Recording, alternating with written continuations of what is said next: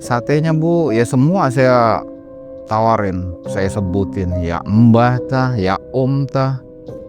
Itu saya posisi waktu ngebakar sate bulus, ya dagang lah ya, dagang sate itu.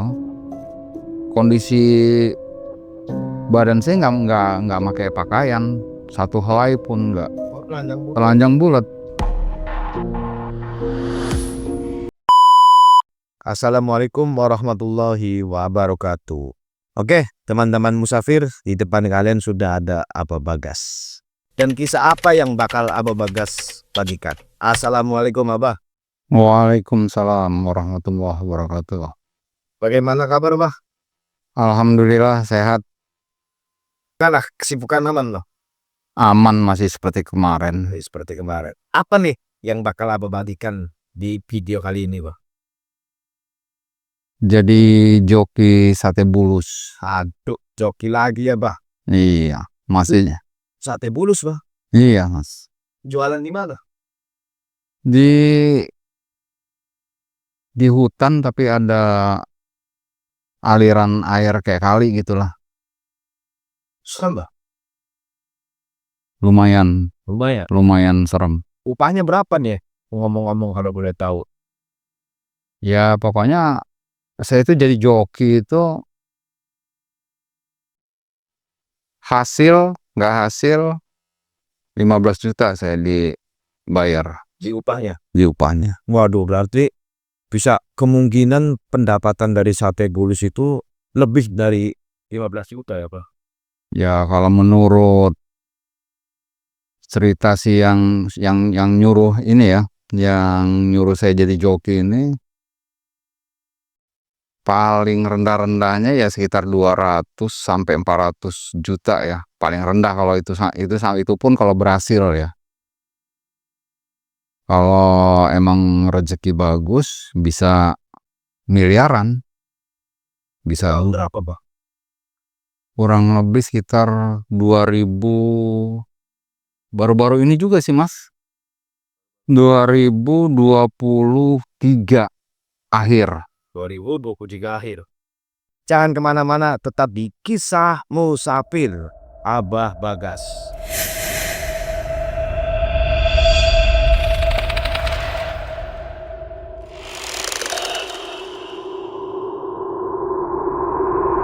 Ya, jadi gini Mas.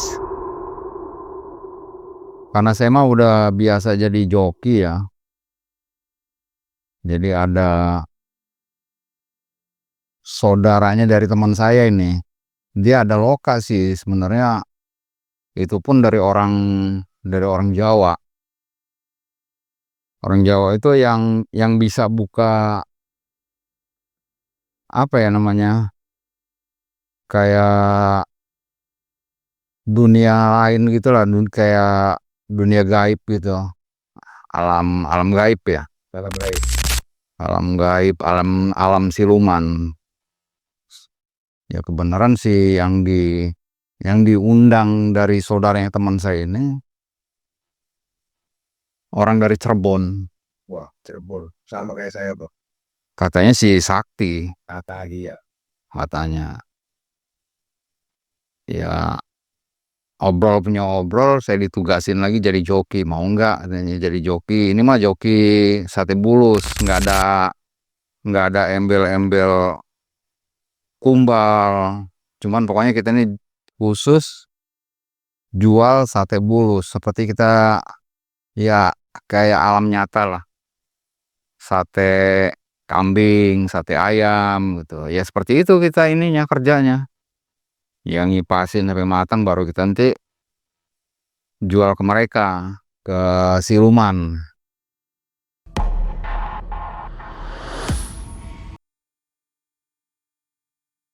Tapi ya dari awal saya suruh konsisten sih.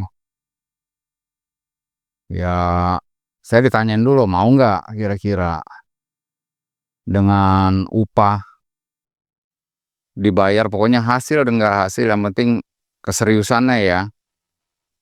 Hasil nggak hasil 15 juta saya dibayar. Udah aman, Dok. Aman. Pokoknya kalau istirahat ukuran seminggu 2 minggu aman lah. Karena katanya kalau habis kerja seperti itu, nggak cukup sehari 2 hari kita istirahat, lelah gitu. Jadi saya, ya mau nggak mau kita konsultasi dulu, berunding lah sama Polda ya.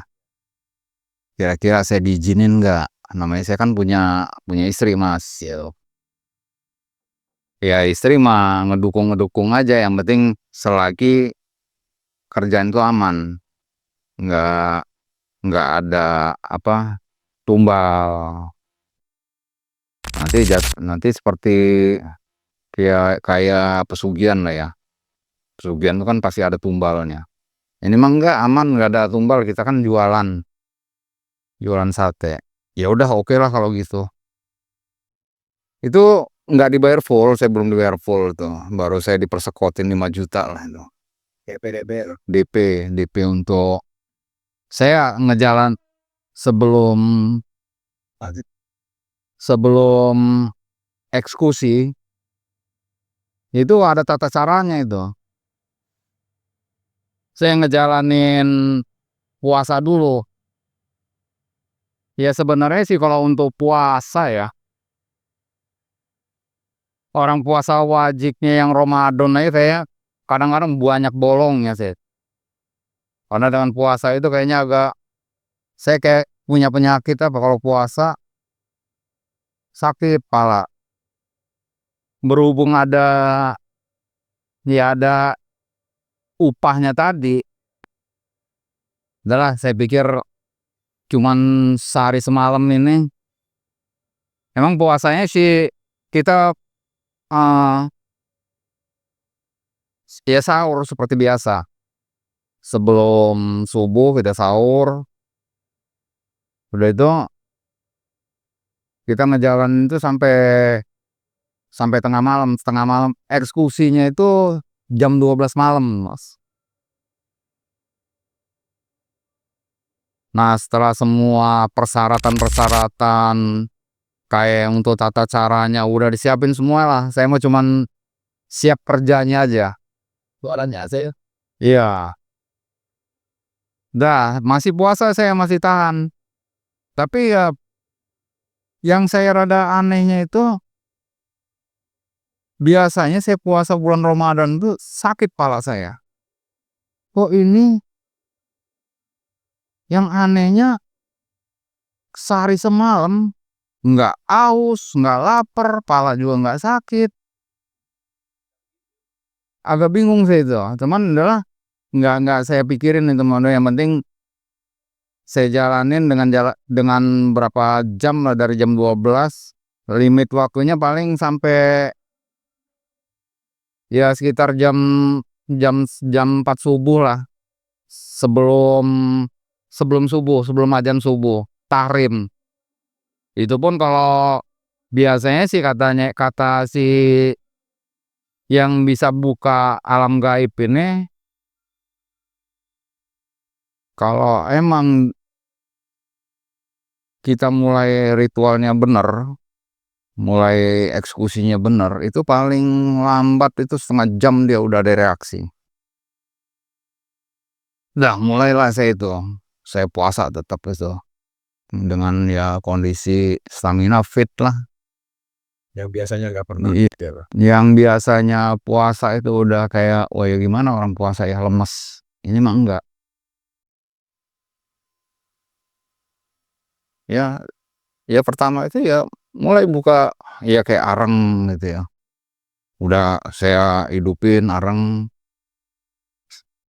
Udah setelah baranya udah hidup, mulailah saya bakar tuh si daging bulus tadi yang udah ditusukin. Itu juga cuman 7 tusuk jualannya. Nggak banyak, Pak. Nggak banyak, cuman kan saya pikir kalau 7 tusuk saya bakar semua itu, kayaknya dengan waktu dari jam 12, 1, 2, 3, 4 jam ya. Kayaknya nggak mungkin. Nah, saya perlambat tuh. Saya bakar satu-satu. Saya bakar satu, Setelah satu udah matang, memang udah maksimal matangnya, saya taruh. Tetap saya sembari bakar itu saya nawarin, ya seperti kayak tukang sate keliling lah. Sate, satenya Bu, ya semua saya tawarin, saya sebutin, ya Mbah tah, ya Om tah, saya sebutin itu Mas. Sampai kayak kurang lebih sekitar 15 menit itu bakaran saya itu udah 5 tusuk gitu, 5 tusuk bakaran. Baru 15 menit. Baru 15 menit. Nah, tusukan ke-6 saya mulai bakar, mulai tuh kerasa tuh. Pokoknya rasa dari kaki nih, dari pertama masuk itu dari kaki dulu. Dari ujung kaki mulai kerasa kayak orang kesemutan. Ngejalar tuh Mas. Tetap terus saya bakar tuh sate. Sampai yang tusukan ke-7.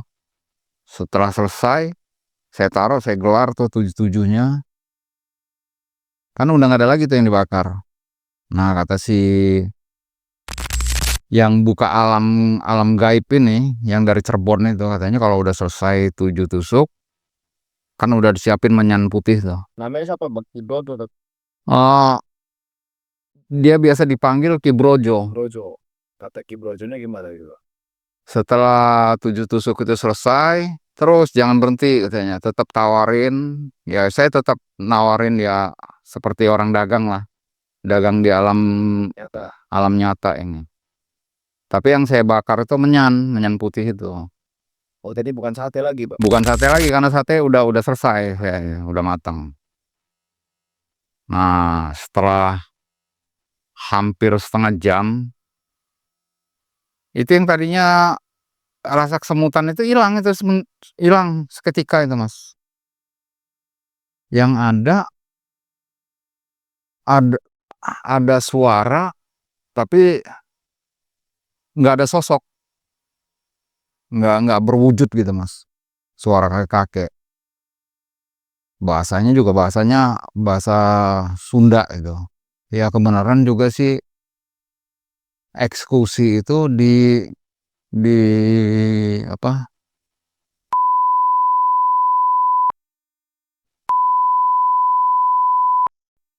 Oh, daerah sini ya. masih daerah Bandar Lampung. Ada suara tuh, wujudnya nggak ada tapi suara itu jelas bener, suara kakek-kakek. Cuman bahasanya bahasa Sunda dia, bahasa Sunda kasar gitu loh Mas. Terus saya bakar itu, dia ngomong tadi, sebenarnya awal-awal dia ngomong sih nggak ngedenger. Lama kelamaan kayaknya dia marah sih ya, sampai dia ngucap gini, "Nyiar batur." Saya pikir ngapa nyiar batur, orang saya sendirian. Artinya apa itu, Pak, Nyiar Batur? Cari temen. Kalau bahasa Indonesianya mah ya, cari temen. Itu saya posisi waktu ngebakar sate bulus, ya dagang lah ya, dagang sate itu. Kondisi badan saya nggak pakai pakaian, satu helai pun nggak. Oh, telanjang bulat. Telanjang bulat. Itu telanjang bulat. Ya kalau dibilang panas ya panas, namanya kita Bara ya. gimana ya, ini bara loh Mas. Areng udah panas, ya kita tanpa busana ya. Ya berhubung tadinya emang saya dibayar, ya udah enjoy aja lah. Semua juga punya resiko kok, orang kerja mah, kerja apapun pasti ada resikonya. Itu tetap belum ada wujud, saya udah panik gitu dia ngomong nyiar batur. Setahu saya kan saya suruh cari temen. Nggak jauh dari saya eksekusi itu emang Ki Brojo sama supirnya, ada satu lagi temennya lah ya, nunggu. Ya Kalau kata Ki Brojonya, udah jangan takut. Kita orang masih nunggu kok di sini, kita orang jagain. Yang penting tuh keselamatan. Kalau masalah hasil itu mau urusan rezeki. Kalau emang kalau udah ada rezekinya pasti dikasih. Udah saya dengan kondisi tanpa busana itu telanjang bulat mas ya. Karena disuruh cari teman, saya lari lah. Nyamperin si Ki Brojo itu. Karena mereka kan di luar tempat eksekusi itu sekitar kurang lebih 100 meter lah. Pas sampai ke depan, yang bikin saya kesel nih itu mereka itu nggak ada di lokasi itu. Dalam hati saya itu kalau mungkin ya, mungkin kalau ada sih standby nunggu saya waktu saya eksekusi ya mungkin berhasil sih.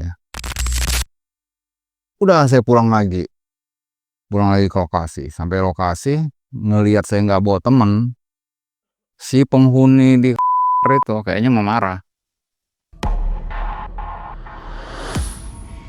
Saya tetap masih bakar tuh mas, masih bakar panggangan itu ya, karena perintahnya kan saya harus, kalau setelah panggangan itu selesai yang 7 tusuk itu saya tetap bakar menyan itu tadi, kayak pertalit gitu ya. Kalau sekarang mah pertalit lah ya, pertalit disiramin, dihidupin pakai korek api. Api itu ya seketika aja langsung, wah tinggi bener api itu. Ya sempat panik saya ngeliat api segitu besarnya, kok dari mana api ini. Sedangkan saya ini cuma bakar areng doang loh. Selang berapa menit dari arah belakang ini, kayak angin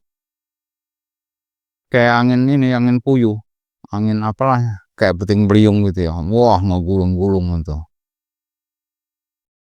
Ya pokoknya yang dagangan yang di depan yang saya dagangin itu, yang pokoknya tempat panggangan yang ada untuk wadah, kayak wadah apa ya namanya, baki ya, baki untuk kalau misalnya ada siluman tuh belanja, naruhnya di situ duitnya kalau sampai pun belanja itu ya, itu digulung habis dengan angin itu, mental porak-poranda itu. Nah nggak lama dari porak-poranda itu, dari air itu kayak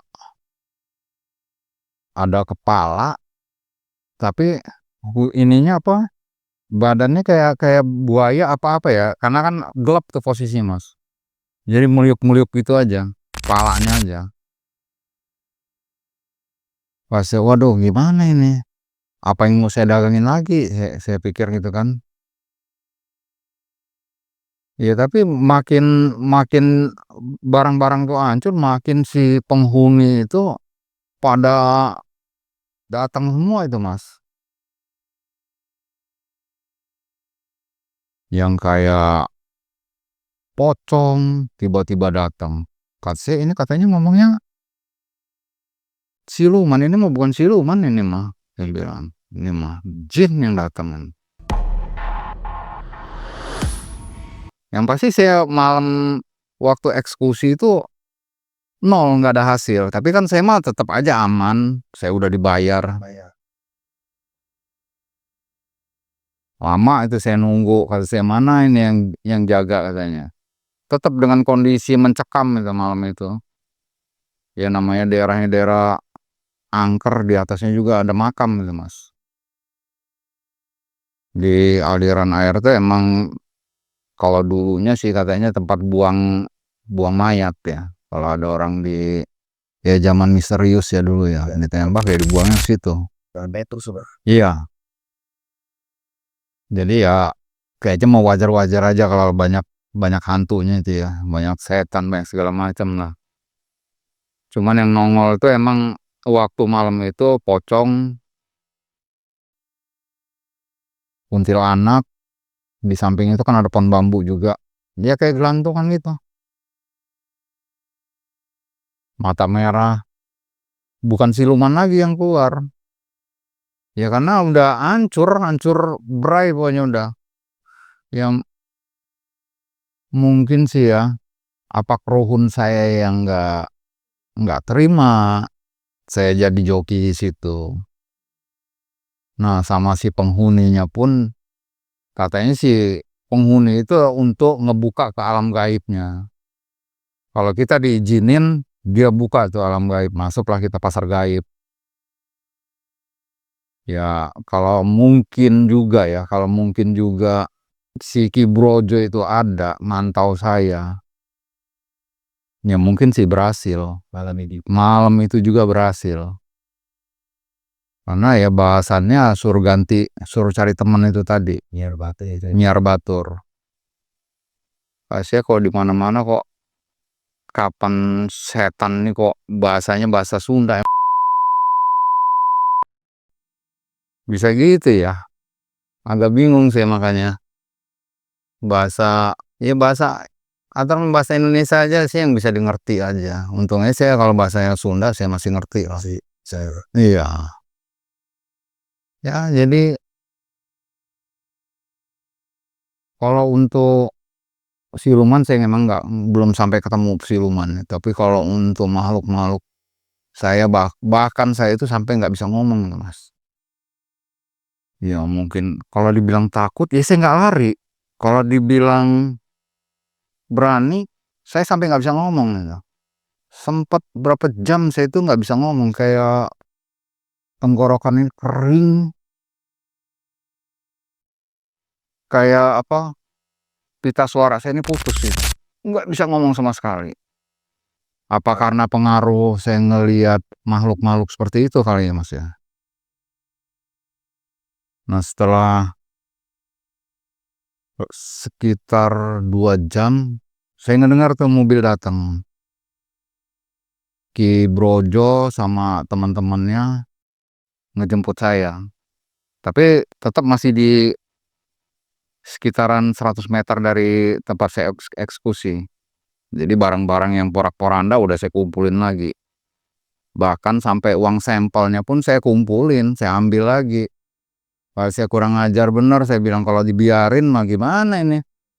Udah hasil enggak, duit sampel dibiarin aja ya, saya pungutin juga. Saya bawa juga pulang gitu. Udah tadinya emang pakaian itu yang dilepasin itu suruh dibuang, ya saya pakai lagi. Karena saya juga nggak berhasil. Diusir sama penghuni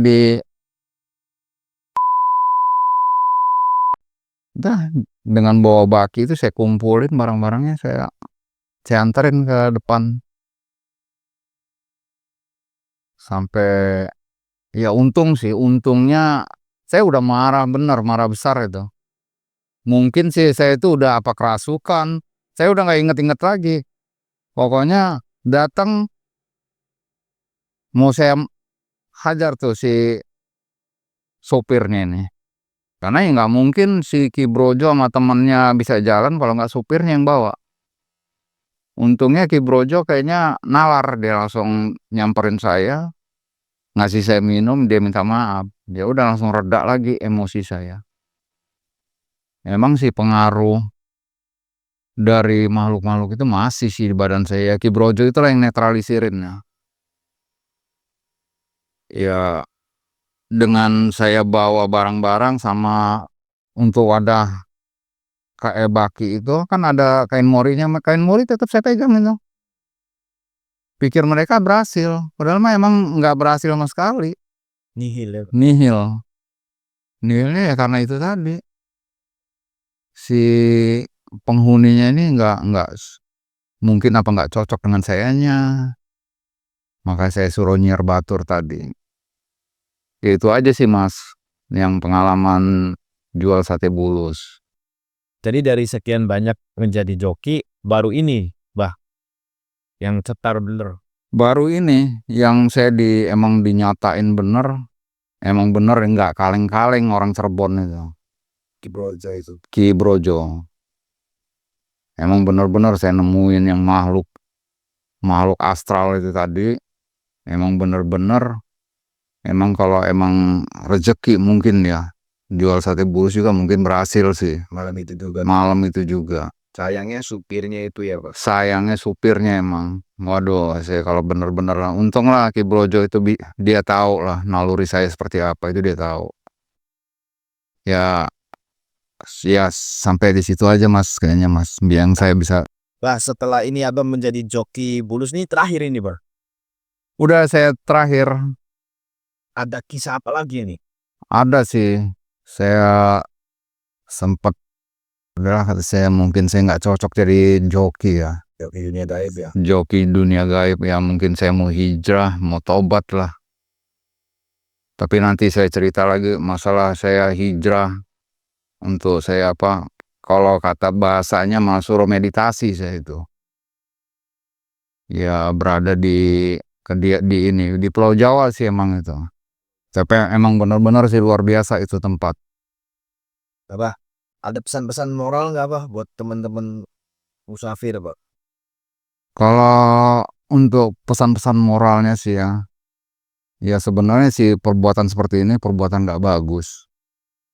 Cuman sih kalau untuk pesugihan itu lebih nggak bagus. Kalau mau cuman mau cari uang gaib, ya masih mending sate bulus lah. Dia nggak ada tebusan apa-apa itu.